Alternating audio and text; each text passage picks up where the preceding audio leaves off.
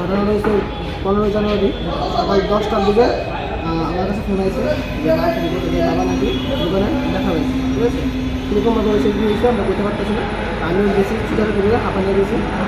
বাবার দোকান যে দোকানে কাজ করে বাবার আপনি জয়নগর কলমেশন মান্ডার আর ভাদারগড় হচ্ছে কারখানা, ঠিক আছে।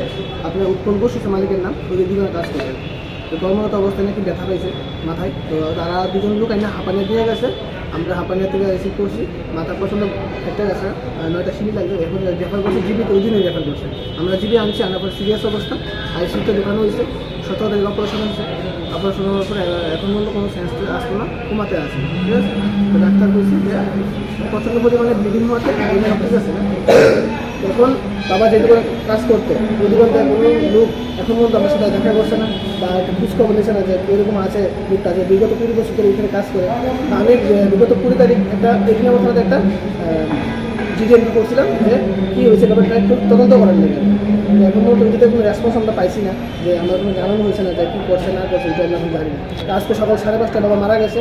তো এটা আমরা একটা কী হয়েছে ঘটনা, যেহেতু আমরা ওখানে আসলাম না, আমরা একটা দাবি যে সুষ্ঠু তদন্ত হোক, কী কারণে বাবার এরকম হয়েছে।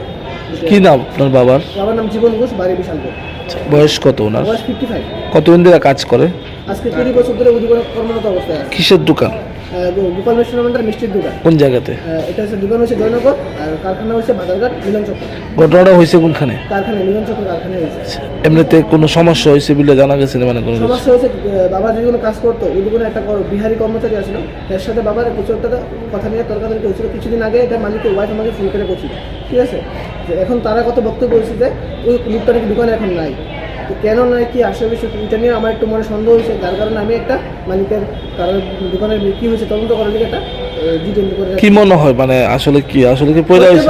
পয়লা তো এরকম হয়েছে না, ডাক্তারের কথা হয়েছে যে পয়লা এরকমভাবে একটা জায়গায় দাঁড়ানো অবস্থাতে পয়লা সেটা মাথার মাঝখান মানে এই সাইড দিয়ে পুরো ফাইটটা বোকা, হ্যাঁ দাগের মতন আছে।